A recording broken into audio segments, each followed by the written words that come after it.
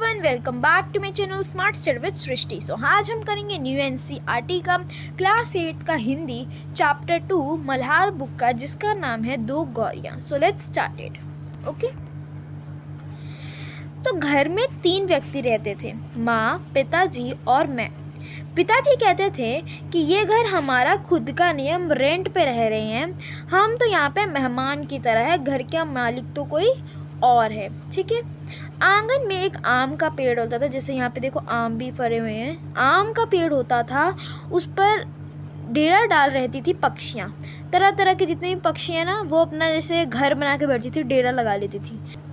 जो भी पक्षियों घटियों पर से उड़ता हुआ दिल्ली पहुँचता, पिताजी कहते थे कि सीधा हमारे घर पहुँच जाता है, जैसे उसको पता है, रास्ता उसको लिखकर बताया गया है किसी ने। यहाँ तोते पहुँच जाते, जैसे यहाँ पे भी एक तोता उड़ रहा है, या कभी कौवे पहुँच जाते, या तरह तरह की गौरियाँ। वो शोर मचाता है जैसे कि कानों के पर्दे ही फट जाते थे, पर लोग कहते थे कि पक्षी गा रहे हैं। जैसे यहाँ पे कौवा भी बैठा हुआ है ना। घर के अंदर भी यही हाल था, बीसियों तो चूहे बसते थे। रात भर एक कमरे में दूसरे कमरे से भागते फिरते थे। चूहे बहुत घर में थे, एक कमरे से दूसरे कमरे में जाते थे। वह दमा चौकड़ी मचती कि हम लोग ठीक तरह से भी नहीं सो भी नहीं पाते थे। वो लोग अच्छे से बर्तन गिरते थे, डब्बे खुलते थे, प्याले टूटते थे। एक चूहा अंगीठी के पीछे बैठना पसंद करता था। एक चूहा था जो अंगीठी के पीछे बैठना पसंद करता था। शायद बूढ़ा था, उसे सर्दी बहुत लगती थी। एक दूसरा था जिसे बाथरूम की टंकी पर चढ़कर बैठना पसंद था। जो बाथरूम में टंकी लगती है, उसके ऊपर बैठना बहुत पसंद था। उससे शायद गर्मी बहुत लगती है। और बिल्ली हमारे घर आती तो नहीं थी, लेकिन उसको भी घर पसंद था, तो वो कभी कभी झांक जाती थी। ठीक है। ओके। मन आया तो अंदर आके दूध पी जाती थी बिल्ली, और नहीं मन हुआ तो फिर बाहर से ही कह देती थी फिर आऊँगी, कहकर फिर चली जाती थी। शाम पड़ते ही 2-3 चमगादड़ कमरे के अंदर आर पार फैलाए कसरत करने लगते थे। हर घर में कबूतर भी हैं। दिन भर गुटर गू का संगीत सुनाई देता रहता था। इतने पर ही बस नहीं, घर में छिपकलियाँ भी हैं और बर्रे भी हैं, और चींटियाँ की तो जैसे फौज ही जवानी डाली हुई हैं। अगर आपने कभी देखा होगा तो जो चींटियाँ होती हैं ना, अपनी इतनी सारी लाइन होती है चींटियों की एक साथ, वो भी तो इसलिए वो कह रहे हैं कि यहाँ पे कि चींटियाँ तो ऐसी थी जैसे वो फौज बना के आई हुई थी। अब एक दिन 2 गौरियाँ सीधी अंदर घुस आईं और बिना पूछे उड़ उड़ कर मकान देखने लगी, जैसे ये। ठीक है। पिताजी कहने लगे कि मकान का निरीक्षण कर रही, मतलब मकान की इंस्पेक्शन कर रही, उसको देख रही है। ठीक है, कि उनको रहना योग्य है या नहीं, मतलब वो रह सकती हैं या नहीं। कभी भी वह रोशन दान पर जा बैठती, तो कभी खिड़की पर जाके बैठ जाती थी। फिर जैसे आई थी वैसे ही उड़ भी जाती थी। पर 2 दिन बाद हमने क्या देखा उन लोगों ने, कि छत में लगे जो ये पंखा है, उस पर बैठी हैं गौरियाँ। पंखे के ये जो गोल हिस्सा रहता है पंखे वाला, है ना, उन्होंने अपना बिछावन बिछा लिया और सामान भी ले आई, और मज़े से दोनों बैठ के गाना गा रही है। जाहिर है उन्हें घर पसंद आ गया, इसका मतलब उनको घर भी पसंद आ गया। ठीक है। देखो यहाँ पे एक बिल्ली भी है, ये जैसे हमें पहले बताया था, यहाँ बिल्ली भी आई थी, है ना। माँ और पिताजी दोनों सोफा पर बैठे उनकी ओर देखे जा रहे थे। थोड़ी देर माँ सिर हिलाकर बोली, अब तो ये नहीं उड़ेंगी, पहले इन्हें उड़ जाती, अब तो इन्हें यहाँ घोंसला ही बना लिया, अब तो उड़ेंगी भी नहीं। पहले अगर उड़ा लेते तो ये उड़ भी जाती, चली भी जाती, अब तो ये उड़ेंगे नहीं, क्योंकि अब इन्हें अपना घर बना लिया, कि घर तो छोड़ता नहीं है। इस पर पिताजी को गुस्सा आ गया और वह खड़े हुए बोले, देखता हूँ कैसे यहाँ रहती है गौरियाँ, मेरे आगे क्या चीज़ है, मैं अभी निकालता हूँ इन गौरियों को बाहर। फिर उनकी वाइफ कहती कि छोड़ो जी, चूहे तो निकल नहीं पाए, चिड़िया का निकालेंगे। तो मतलब वो टॉन्ट मार रही थी एक तरह से। माँ कोई बात व्यंग में कही तो पिताजी उबल पड़ते थे। जैसे ही वो कोई टॉन्ट मारती थी तो पिताजी थे वो को गुस्सा आ जाता, तो वो क्रोधित हो जाते थे। वह समझते थे कि माँ उनका मजाक उड़ा रही है। वह फौरन उठ खड़े हुए और पंखे के नीचे जाकर जोर से ताली बजाए और मुंह से शू शू शू शू दौड़ो दौड़ो ये सब करने लगे। बाहें झुलाई, फिर खड़े खड़े कूदने लगे। कभी बाहें झुलाते, कभी शू करते कि तुम जाओ, शो शू जो भी था। गौरियों ने घोंसले से सिर निकालकर नीचे की ओर झांककर देखा। दोनों एक साथ ची ची करने लगी और माँ खिलखिलाकर हंसने लगी। पिताजी को गुस्सा आ गया। इसमें हंसने की क्या बात है जो तुम हंस रही हो? माँ को ऐसे मौके पर हमेशा मजाक सूझता है। हंसकर बोली, चिड़िया आदमी कौन है और नाच क्यों रहा है? तब पिताजी की और ज़्यादा गुस्सा आ गया। तो पिताजी को और गुस्सा आ गया और वो पहले से ज़्यादा ऊंचे कूदने लगे, मतलब एकदम जंपी करने लगे वो लोग। गौरियाँ घोंसले से निकल कर दूसरे पंखे के डेन पर जा बैठी। उन्हें पिताजी का नाचना जैसे बहुत पसंद आ रहा था। माँ फिर हंसने लगी, ये निकलेंगे नहीं जी, अब इन्होंने अंडे दे दिए होंगे। निकलेंगी कैसे नहीं? पिताजी कहे, निकलेंगी कैसे नहीं? पिताजी बोले, बाहर से लाठी उठा लाए, मतलब वो लाठी उठा लाए। इसी बीच गौरियाँ फिर घोंसले में जा बैठी। मतलब गौरियाँ भी बहुत ज़िद्दी थी। उन्होंने लाठी ऊंची उठाकर पंखे के गोले को ठुकराया। चींची करती गौरियाँ उड़कर पर्दे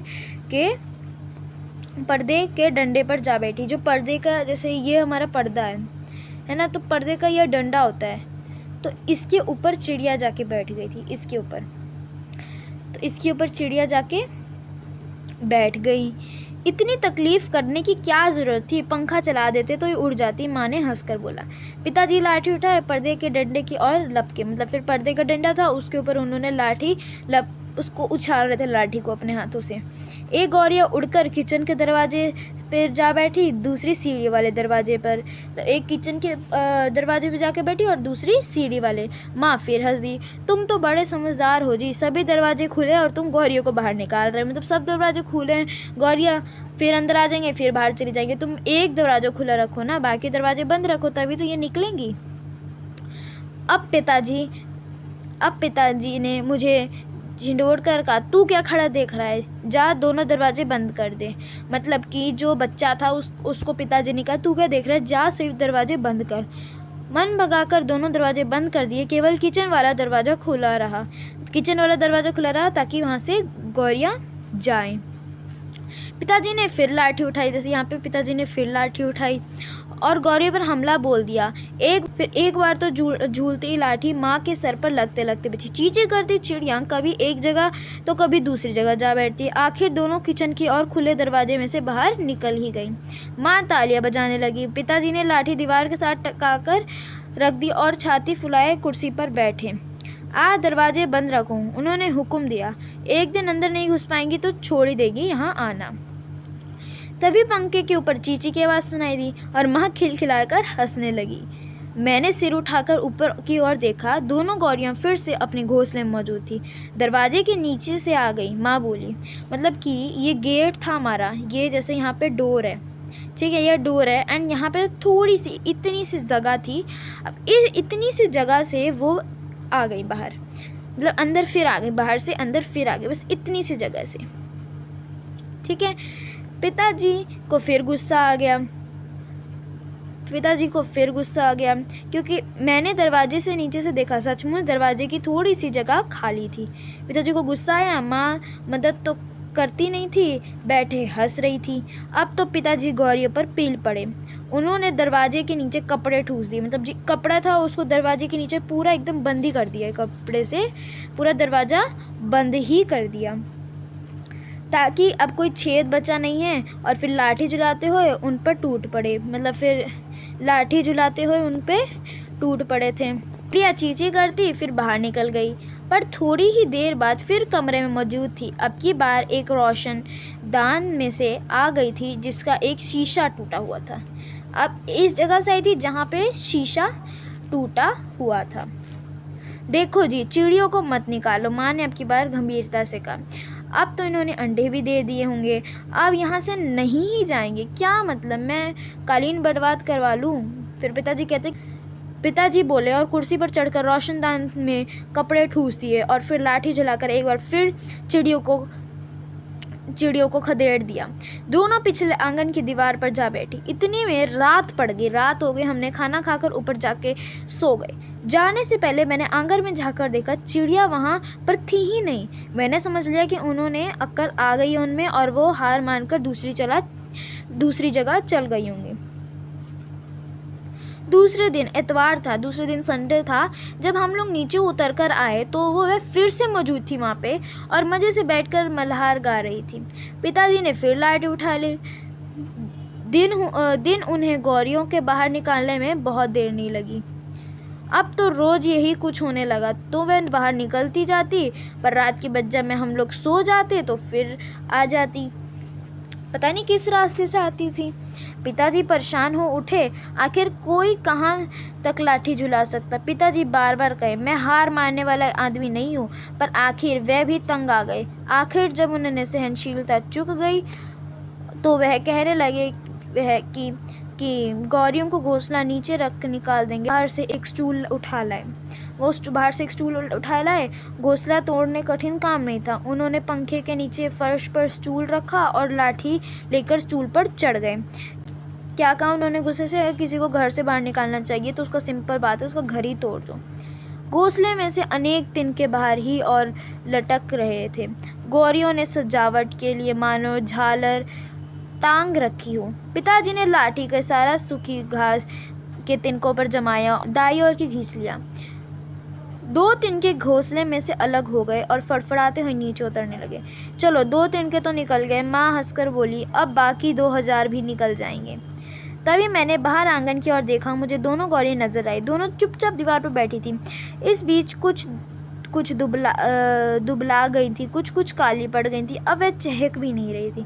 अब पिताजी का लाठी का सारा घास के तिनकों के ऊपर रखकर वही रहे घूमने लगे। इससे घोंसले के लंबे लंबे तिनके लाठी के सिरे के साथ लपटने लगे। वह लिपटते गए और घोंसला लाठी की इर्द गिर्द खींचता चला आने लगा। फिर वह खींच कर लाठी के सर के इर्द गिर्द लपेटने जाने लगा। सूखी घास थी और रुई के फाहे और धागे और तितलियां लाठी से सिर पर लिपटने लगे। तभी सहसा जोर की आवाज़ आई, ची ची ची ची। पिताजी के हाथ ठिठक गए। ये क्या, गौरियां लौट आईं?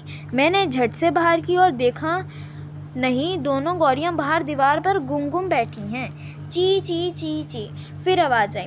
मैंने ऊपर देखा, पंखे के गोले पर ऊपर नन्ही गौरियां सिर निकाले नीचे की ओर देख रही हैं, ची ची किए जा रही हैं। अभी भी पिताजी के हाथ में लाठी और उस पर लिप घोंसला का बहुत सा हिस्सा। नन्ही 2 गौरियां वह अभी झांके रही थी, चीची करके मानो अपना परिचय दे रही थी, मतलब बता रही थी, अपना इंट्रोडक्शन दे रही थी। हम आ गई, हमारे माँ बाप कहाँ हैं? वो पूछ रही थी कि हमारे माँ बाप कहाँ हैं। मैं अवाक उनकी ओर देखता रहा। फिर मैंने देखा पिताजी स्टूल पर से नीचे उतर आए और घोंसले के तिनकों में से लाठी निकालकर उन्होंने लाठी की ओर रख दिया और चुपचाप कुर्सी पर आके बैठ गई। इस बीच माँ कुर्सी से उठी और दरवाज़ा खोल दिया। नन्ही चिड़ियाँ अभी भी हाफ कर चिल्लाई जा रही थी, अपने माँ बाप को बुला रही थी। उनके माँ बाप झट से उठकर अंदर आए और ची करते करते उनसे ना जा मिले और उसकी नन्ही चोंच में चुगा डालने लगे। माँ, पिताजी और मैं उनकी ओर देखते रह गए। कमरे में फिर से शोर होने लगा, पर अब की बार पिताजी ने उनकी ओर देख कर केवल मुस्कुराते रहे। ये कहानी किसने लिखी है? भीष्म सानी जी ने ये कहानी लिखी है। तो ये थी उनकी, ये छोटी चिड़ियाँ थी। फिर ये इनके माँ बाप आ गए उड़ते उड़ते, ठीक है। सो ये थी हमारी स्टोरी। इसके क्वेश्चन आंसर्स के वीडियो मेरे चैनल पे अपलोड हो जाएगी। And if you like my video, subscribe my channel, share with your friends, and if you have any doubt in this chapter, let me know in comment section. So अभी के लिए bye.